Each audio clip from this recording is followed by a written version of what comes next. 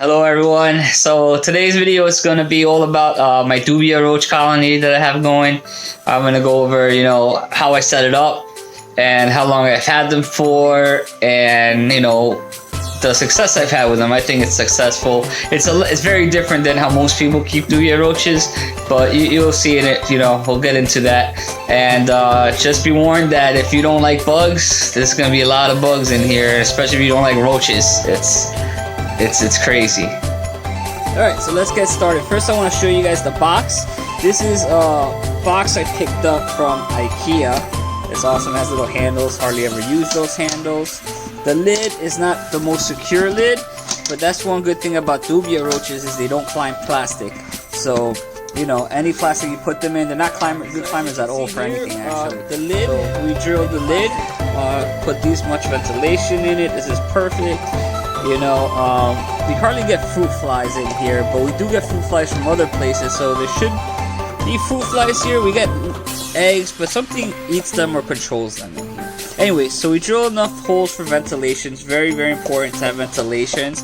As you can see, this lid opens up very easily, has no clicking on it, nothing like that. So, here we go. We're going to show you guys our dubia roaches. Surprise! Surprise! Alright, so here's the colony. I also drilled some holes on the side, up higher here. Now, as you can see right up here, I drilled a couple holes. These are good for air circulation. Air is really important, ventilation is really important, but you also want to keep high humidity for these guys. They prefer high humidity. They're a tropical bug. They're called dubia roaches. They come from South America, so they require high humidity and high heat at the bottom. They need a heat gradient. So, as you can see off the bat, this isn't your normal dubia colony, for feeders or whatnot. This usually they'll put egg crates along here. I have a couple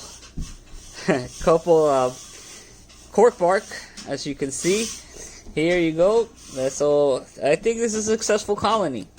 So you can see the dubias, they love to burrow, they love to be under things, so it's good to you provide them something like this. I'm going to get more cork bark in here. I took some out to do another setup that I had going. But when I first got this colony, I got them, I believe, last April, so it's been a year. Alright? It's been a year, and from my research, it takes at least a year to start the colony, because these bugs need to mature before they can have babies. And you can see here, look, I'll give you a good example here. There's all that shit. Look, this is a real dead roach, right? So that one lived its life. So I never remove these. I leave them in there. These isopods, as you can see, the explosive amount of isopods, I leave them there. They'll take care of that guy. It has no ill effect whatsoever on the rest of the colony. You can see there's no mold here anywhere. These are orange, powdered orange, I think they're called, isopods. I only threw it in a small amount, and as you can see, they exploded in here, and they didn't affect the reproduction of the dubia roaches. This is close to adult female right here. You can see, look how clean she is. No mites on her.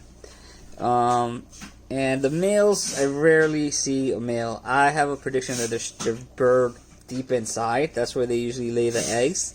But yeah, I rarely see any males, but obviously there's males. I have all these different sizes here. When I got when I started this colony, I bought 50 of them, and by the time I tried to feed my Pac-Man frog, my Pac-Man frog really wasn't eating them.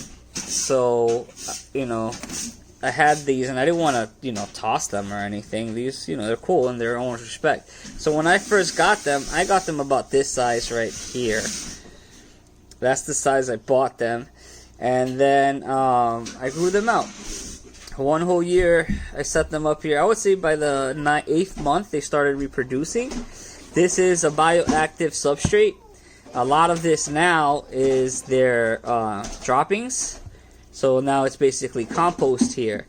So it's probably grown an inch or 2 inches. You can see all the different, this is an acorn I threw in there. They don't like that. but it's still in there.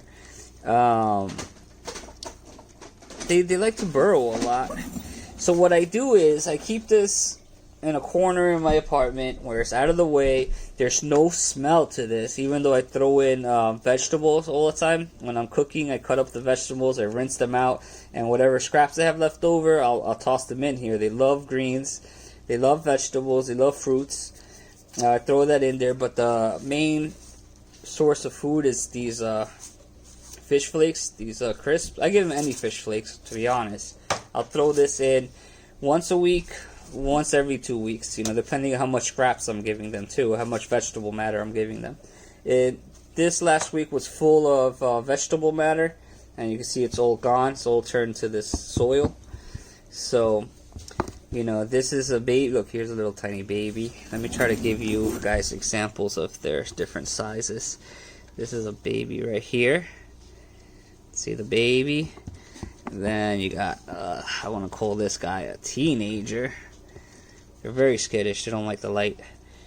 Then we got teenager here. Different sizes. You can't sex them until they mature.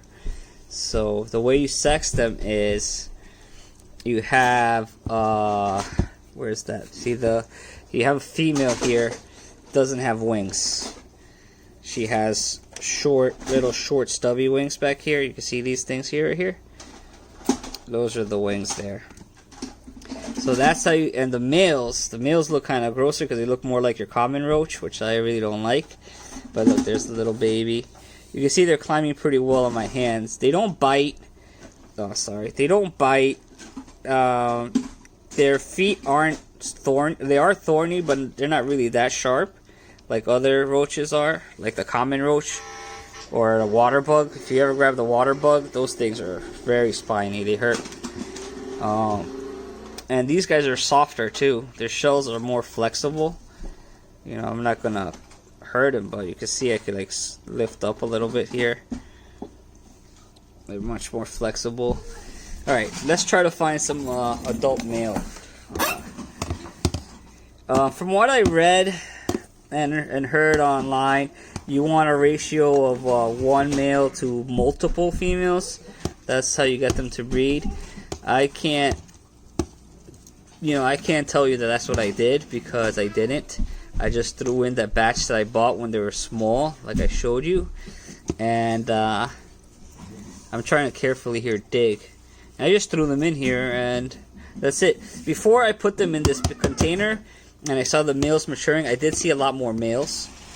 And they have full wings. I think they're capable of flying. I don't know if they do fly or not. Oh, look, there's some cantaloupe here from a while ago. I also tried putting in coffee grounds, from my coffee. I don't think they liked it, but I don't see it anymore. So either the isobugs ate it or they ate it. I'm not sure.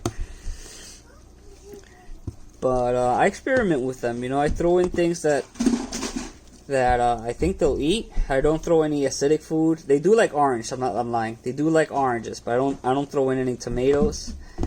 I try to also figure out what's safe for the reptiles to eat, the frogs I have to eat. But praying mantis loves these guys. Here's coffee grounds. See, look at that. This is all coffee grounds. See, they don't touch it really, but it's there. Not bothering them, so it's okay with me. Look, they're not even digging in it. The isopods are. So next time I won't put any coffee grounds in here. That doesn't do anything for them. So I'm going further down, and I don't think I could find anything. Here's something. Let's see what this is. I think this is it fell apart. No. Let's look at those. So I have. So the good thing about this, I'm starting to get to the false bottom down there. There's a false bottom down there that todavía no lo metas, Loki. Alright, so here's the dubias. I can't find a male. You can see the difference in color here. One's just molted or in process of like hardening up. Sorry about the focus. And that's a other teenager. My son has a little baby there. You see, he's not scared of them. He loves these things as pets. They're not good climbers, so they're always falling off my arm. So you always gotta be careful where you're holding them. If they do escape on you in your home, you don't have to worry because they need, like I said, high temperature to reproduce. So I think high 80s, close to 90 or 100. So I want to show you how I heat up these guys from the bottom. You have to heat them up from the bottom. So I use, this is underneath my table, I use a heat mat. This heat mat it's waterproof and it has a controller on the side. Right, I got it off Amazon, very cheap. It's a no brand one, so I can't help you out there. I'll see if I can figure out how to put a link to it. But you can see here I have it's a small one, so it only covers maybe 2/3 of the bottom of the bin. I have it on top of a cork flat here, and it's on top of a printer table that's really dusty. Sorry about that. But this is out of sight, out of mind. You know what I'm saying? Wait, para abajo. You're going too close. Right there, it's the baby. And this is a baby. A baby, yeah. He knows how much pressure to put to not hurt them. I can't find any males, but they have to be in here because as you can see, there's a lot of babies. Look at that. Look at this. I need to get a lizard or something that'll eat some of these guys because I have so many. And I gotta get more cork bark. I got to... These guys are going nuts right now. And of course, whenever you handle any bug or any feeder, you know, make sure you wash your hands. That's with any animal. If you're going to hold an animal, even if you pet your dog, go wash your hands before you eat or anything.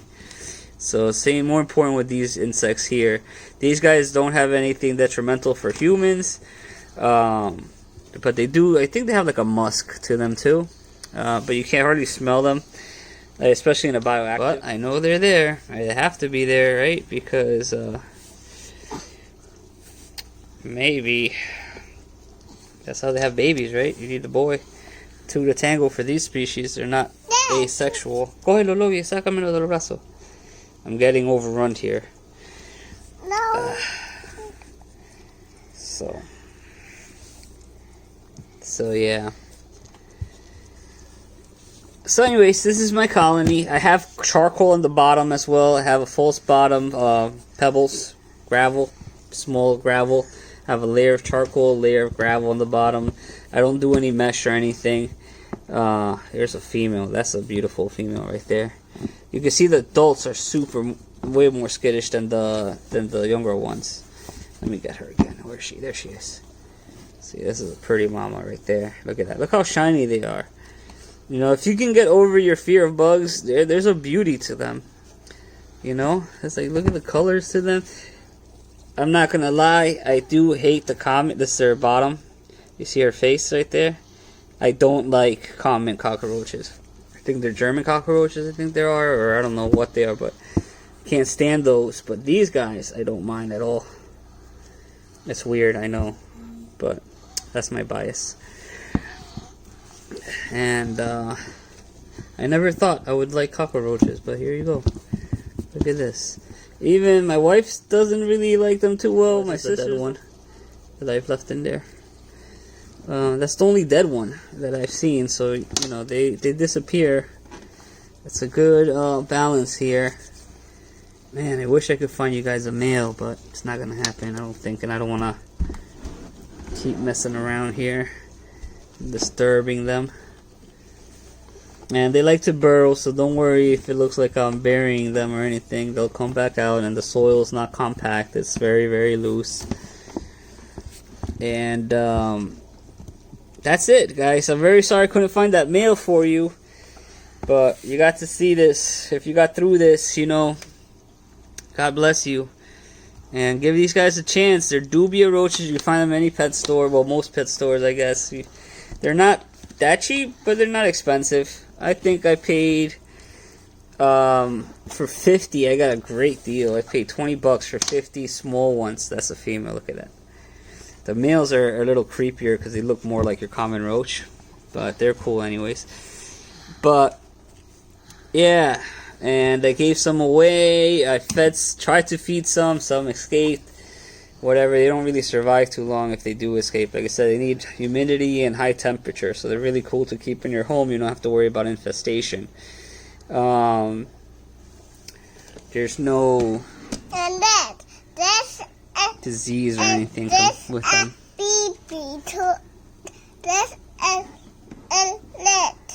Yeah, they're looking. That's a little baby one, but that's more like a... That's more like a toddler, I'd say. Maybe a 6-7-year-old.